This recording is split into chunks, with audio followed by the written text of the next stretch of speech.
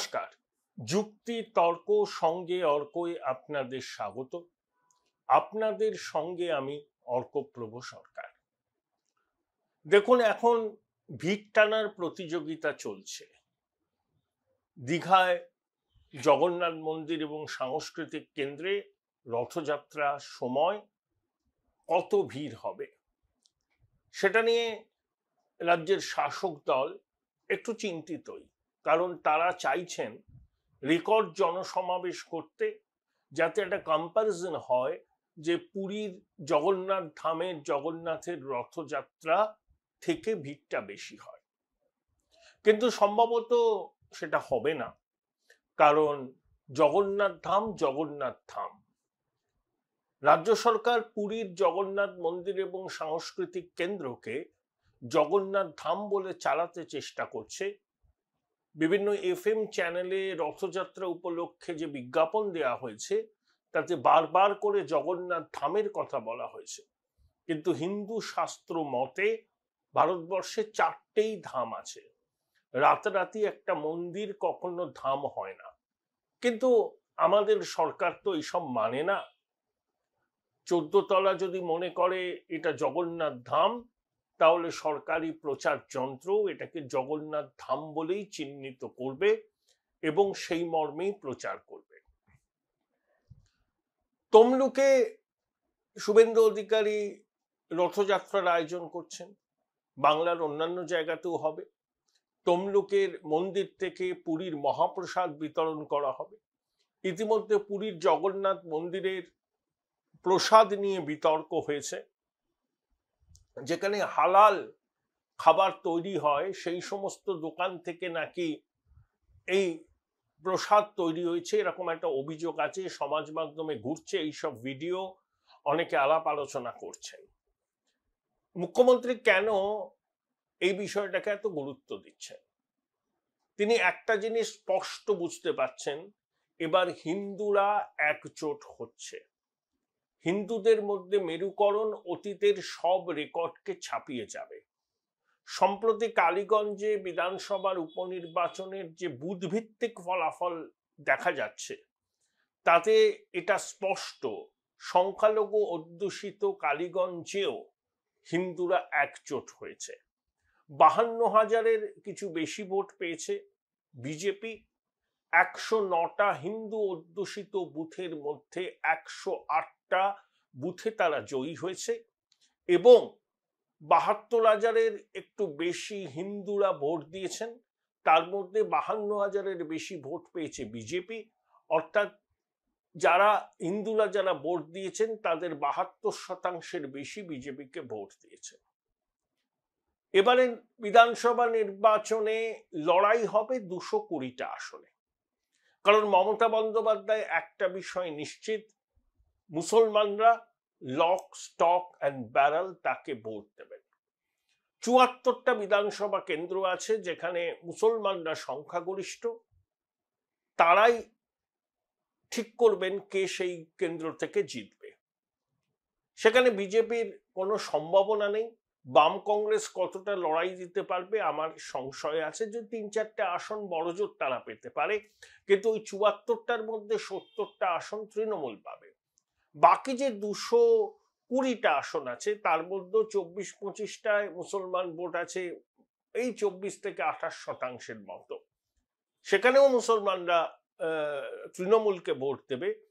কিন্তু হিন্দুরা যদি কালীগঞ্জের মতো একজোট হয়ে ভোট দিতে পারে, সামনে নির্বাচন তো দেরি আছে, আরো হিন্দু ভোটের আরো মেরুকরণ হবে, সেই কেন্দ্রগুলোতে লড়াই হবে। এবং 194টা এমন কেন্দ্র আছে যেখানে হিন্দুরা সংখ্যাগরিষ্ঠ।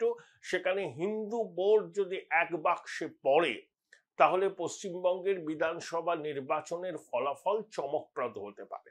এটা মমতা বন্দ্যোপাধ্যায় জানেন না তা তো নয়।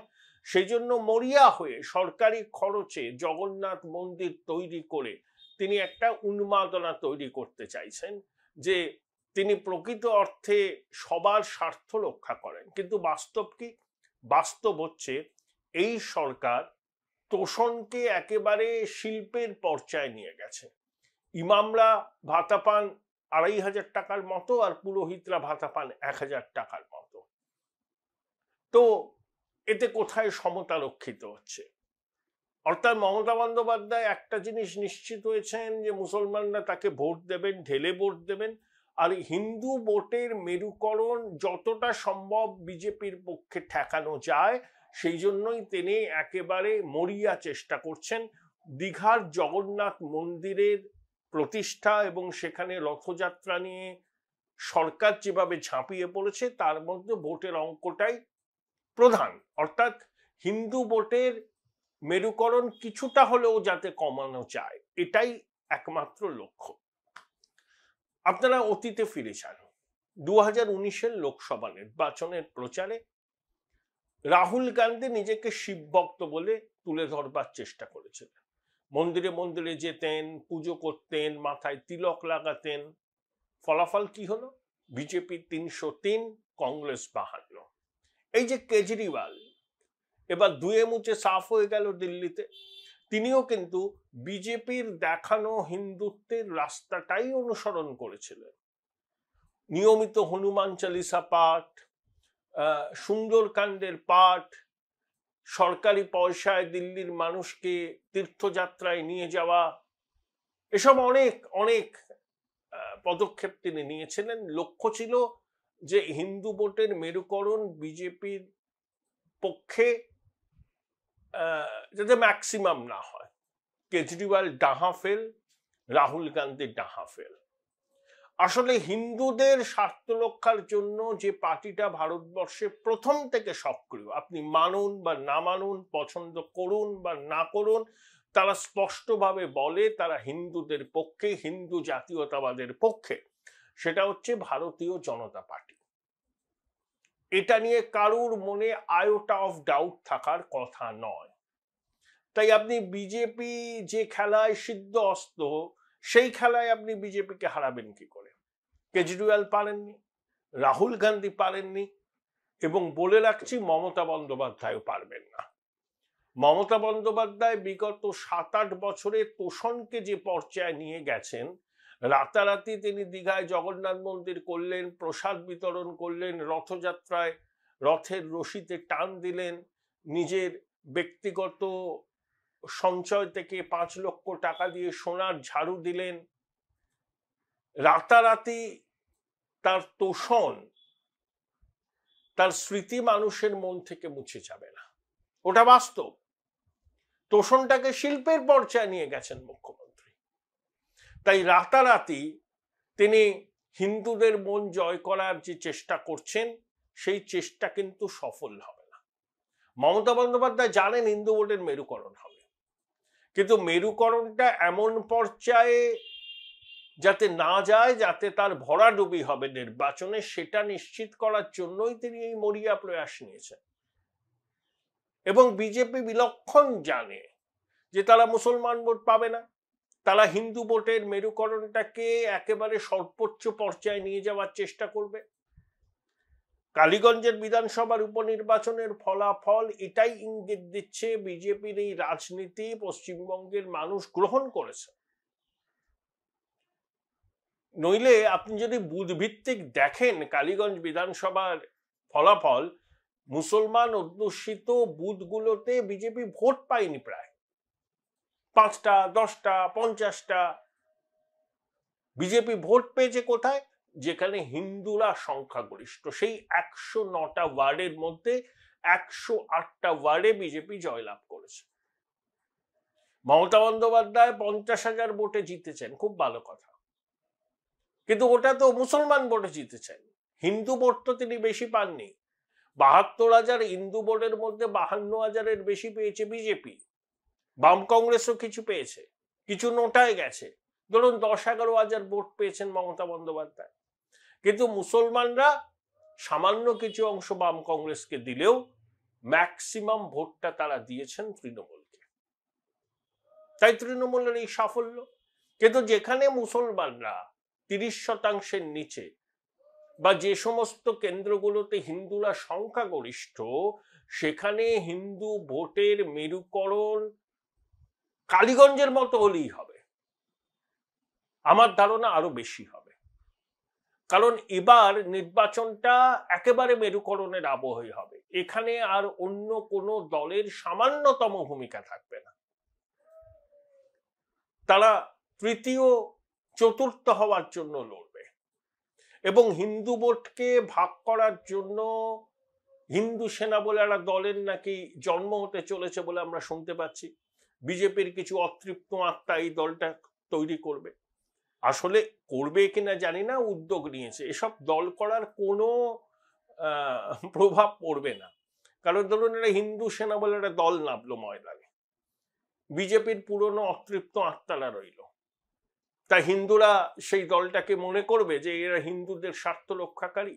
তারা মনে করবে যে হিন্দু ভোটের বিভাজন ঘটিয়ে এরা তৃণমূলকে সুবিধা করে দেবে, সেই জন্যই এদের আত্মপ্রকাশ, এটা তৃণমূলের বি টিম। যেমনি মিমকে অনেকে বলে বিজেপির বি টিম, মুসলমান ভোট কাটবার জন্য মিম বিভিন্ন জায়গায় প্রার্থী দেয়, ঠিক এই হিন্দু সেনা নামক দলটা যদি জন্ম নেয় তার উদ্দেশ্য হবে হিন্দু ভোটকে কাটা, এটা মানুষ জানে। আপনি বিজেপি যে খেলায় স্বচ্ছন্দ, বলে বলে চার ছক্কা মারে যে খেলায়, সেই খেলায় আপনি বিজেপিকে হারাতে পারবেন না, কিছুতেই পারবেন না, চেষ্টা করলেও পারবেন না। আপনি জগন্নাথ মন্দির করুন, সোনার ঝাঁটা দিয়ে রাস্তা ছাড় দিন, রথের রশি স্পর্শ করুন, জয় জগন্নাথ বলুন, জগন্নাথের প্রসাদ বাড়িতে বাড়িতে পাঠান, লোকে জানবে যে আপনার এই বিলম্বিত চৈতন্যদয়ের পিছনে আছে ভোটের অঙ্ক। আপনি হিন্দুদের মন জয় করার মরিয়া প্রয়াস চালাচ্ছেন, কিন্তু যে সরকার সংখ্যালঘুদের তোষণকেই একমাত্র নীতি বলে মনে করে, সিম্পল রিজন, ভোটের জন্য, আর কিছু নয়, এবং এটা প্রতিষ্ঠিত সত্য, এটা তৃণমূলের লোকজনও জানে। বামেরা কি সংখ্যালঘুদের পাশে থাকতো না? তারাও তোষণ করত, কিন্তু এরকম বেআব্র হয়ে সংখ্যালঘু তোষণ করতো না। আপনি যখন সংখ্যালঘু তোষণটাকে খোলাখুলি করবেন তখন তো ব্যাকল্যাশ হবে, হিন্দুরাও তো একত্রিত হবে। হিন্দুরা কি মনে করবে যে তারা নিজ ভূমি পরবাসী হবে? যে পশ্চিমবঙ্গের সৃষ্টি হিন্দু বাঙালির জন্য, সেই হিন্দু বাঙালির অস্তিত্ব যদি আজকে বিপন্ন হয় এই পশ্চিমবঙ্গে, তাহলে হিন্দু বাঙালিরাও একজোট হবে। তার মধ্যে তৃণমূলের সমর্থক হিন্দুরা আছেন, বাম কংগ্রেসের সমর্থক হিন্দুরা আছেন, সাইলেন্ট মেজরিটি যারা সে অর্থে সক্রিয়ভাবে কোনো রাজনৈতিক দলকে সমর্থন করে না, নির্বাচনের সময় শেষ মুহূর্তে তারা সিদ্ধান্ত নেয়, তারাও প্রভাবিত হবে। এবং হচ্ছে পশ্চিমবঙ্গে এই ছবি আমরা কবে থেকে দেখছি? 2016 বিধানসভা নির্বাচনের পর এবং 2019 লোকসভা নির্বাচনে আমরা এই মেরুকরণটা দেখলাম। তারপর যত দিন যাচ্ছে তত এই মেরুকরণ তীব্র হচ্ছে। ধরুন 2021 সালের বিধানসভা নির্বাচন, যে মুর্শিদাবাদ, যে মালদায় একদা বাম কংগ্রেসের যথেষ্ট প্রভাব ছিল, সেই সমস্ত কেন্দ্রে তৃণমূল হৈ হৈ করে জিতল, দুটো আসন জিতল মুর্শিদাবাদ জেলায় বিজেপি, অর্থাৎ সম্পূর্ণ মেরুকরণ। 100টার মধ্যে 91টা মুসলমান ভোট তৃণমূল পেল, বাম কংগ্রেস পেল না। 24-এও একই রকম, শুধু উত্তরবঙ্গে একটা আসনে কংগ্রেস জিতলো, রায়গঞ্জে ভিক্টর প্রচুর ভোট পেয়ে তৃণমূলের যাত্রা ভঙ্গ করলো। বহরমপুর লোকসভায় অধীর চৌধুরী হেরেছেন, মুসলমানরা তাকে ভোট দেননি বলে না, হয়তো কিছু দেননি, তারা ইউসুফকে দিয়েছেন, কিন্তু বহরমপুর শহরের হিন্দুরা ডাক্তার নির্মল শাহকে ভোট দিয়েছিলেন। তাই অধীর বাবু 2019-এ বহরমপুর কেন্দ্র থেকে যে বিপুল লিড পেয়েছিলেন, এবার তার লিড কমে গেল, তিনি হেরে গেলেন। তো সেই প্রবণতা তো আছে। মমতা জানেন যে মুসলমানরা তাকে ভোটটা দেবেন, কারণ তাদেরকে তিনি এটা বোঝাতে সমর্থ হয়েছেন যে বিজেপি তাদের কাছে বিপদ, বিজেপি একবার ক্ষমতায় আসলে মুসলমানদের সমস্যা হবে। কিন্তু ভারতবর্ষের অন্যান্য অনেক রাজ্যে বিজেপি আছে, সেখানে না হয়েছে দাঙ্গা, না হয়েছে কিছু। এমনকি উত্তরপ্রদেশে মুসলমানরা বিজেপিকে ভোট দেয়, মুসলমান মহিলারা দেয়, কারণ আইন শৃঙ্খলা পরিস্থিতি যোগী আদিত্যনাথের সময় উন্নতি হয়েছে। কিন্তু পশ্চিমবঙ্গের ছবিটা সেরকম নয়। পশ্চিমবঙ্গে মুসলমানরা একজোট হয়ে বিজেপির বিরুদ্ধে ভোট দেবে এবং যেখানে যে বিজেপিকে হারাতে পারবে তাকে ভোট দেবে, এটা বাস্তব। বিজেপি জানে, তাই তারা ওই মুসলমান ভোট পাওয়ার স্বপ্নও দেখছে না, আশাও করছে না, তার জন্য কোনো ঘামও ঝরাবে না। তারা চেষ্টা করছে যে হিন্দুদের ভোটটাকে এক বাক্সে নিয়ে আসতে।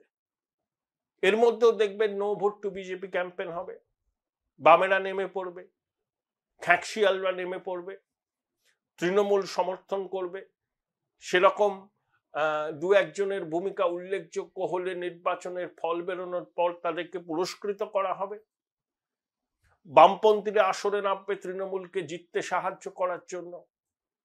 একেবারে এই চিত্রনাট্য মেনে ভোট হবে। বামপন্থীদের লক্ষ্যটা কি? বামপন্থীদের লক্ষ্য যে কোনো মূল্যে বিজেপিকে ঠেকানো।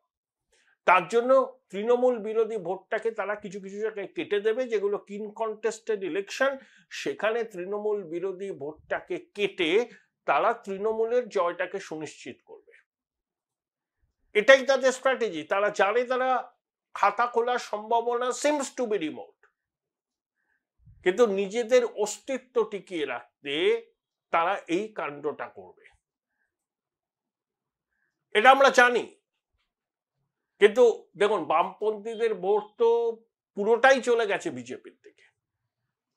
বামপন্থীদের দু ধরনের ভোটার আছে। একদল আছেন যারা মমতা বন্দ্যোপাধ্যায়কে পছন্দ করেন না, প্যাথোলজিক্যাল বিদ্বেষ আছে।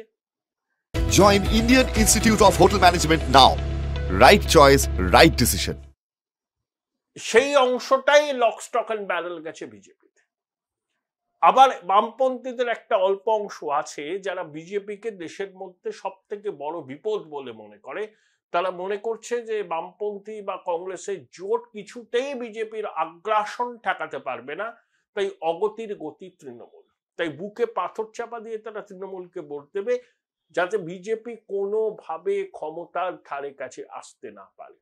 এই প্রবণতা 2021-এ হয়েছে, 2024-এ হয়েছে, 2026-এও হবে। এর মধ্যে থেকে বিজেপিকে হিন্দু ভোটের সম্পূর্ণ মেরুকরণ করতে হবে। 65% ভোট হিন্দু ভোট যদি বিজেপি পায়, 180টা আসন পাবে, 180। আমি কালীগঞ্জের উপনির্বাচনের ফলাফলটাকে ধর্তব্যের মধ্যেই আনলাম না। অত কনসলিডেশন হবে না, আমি জানি 26-এ হবে না। তথাকথিত ধর্ম নিরপেক্ষ হিন্দুরা কেউ কেউ মাংসবাদ খেয়ে ঘুমবেন, কেউ গিয়ে এমন ভাবে ভোটটা দেবেন যাতে তৃণমূল জেতে, কিন্তু তাদের সংখ্যা কমবে। 65% হিন্দু ভোট যদি কনসলিডেট হয়, 65 আমি সর্বোচ্চ মাত্রায় বললাম, 62-63 হলেই দেখবেন খেলা অন্যরকম হয়ে যাবে। তাহলে বিজেপি দুর্ধর্ষ ফল করবে, আনএক্সপেক্টেড। মমতা বন্দ্যোপাধ্যায় এটা জানেন, তাই জেনে জেনে কিন্তু এই দীঘার জগন্নাথ মন্দিরকে নিয়ে একটা উন্মাদনা তৈরি করছেন, পরিকল্পিত রাজনৈতিক অঙ্গ, এর বাইরে কিচ্ছু নয়। কিন্তু ওই যে বললাম, কেজরিওয়ালও বিজেপির মতো করে খেলতে চেয়েছিল। রাহুল গান্ধী শিবভক্ত হয়ে বাজারে নেমেছিলেন, ফলাফল কি হয়েছে আমরা জানি। মমতা বন্দ্যোপাধ্যায় নিজে এখন ওই কেজরিওয়াল রাহুলের মডেলটাকে যদি অনুসরণ করেন, বলে দিচ্ছি সাফল্য তিনি পাবেন না। কারণ চেনা মাঠে বিজেপিকে টক্কর দেওয়ার ক্ষমতা ভারতবর্ষে কোনো রাজনৈতিক দলের নেই। তৃণমূলের অ্যাডভান্টেজ কি? তারা তো 70টা আসন নিয়ে আগে ব্যাগে পুরে তারা ভোটের ময়দানে নামছে। তাহলে 100 পরীক্ষা দেবে, বিজেপি দেবে 70। এটা বিজেপির ডিসঅ্যাডভান্টেজ। এবার বিজেপির অ্যাডভান্টেজ হচ্ছে হিন্দু ভোটকে তারা যদি একেবারে এক বাক্সে আনতে পারে ম্যাক্সিমাম, তাহলে তারা কেল্লা ফতে করবে।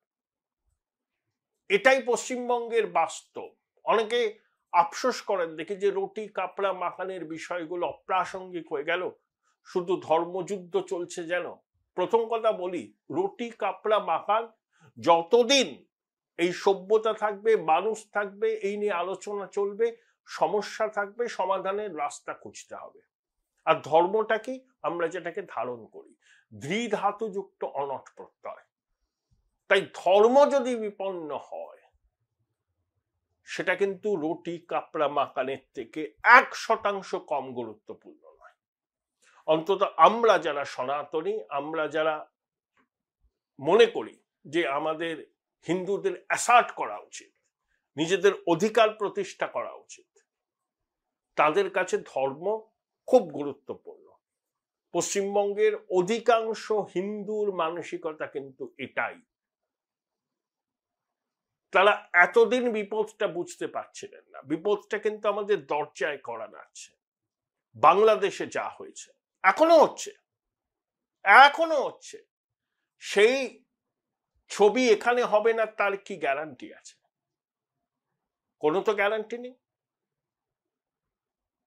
তাহলে হিন্দুদের মধ্যে এই বোধটা এসছে যে আমরা যদি এক না থাকতে পারি, আমরা নিজ ভূমে পরবাসী হব।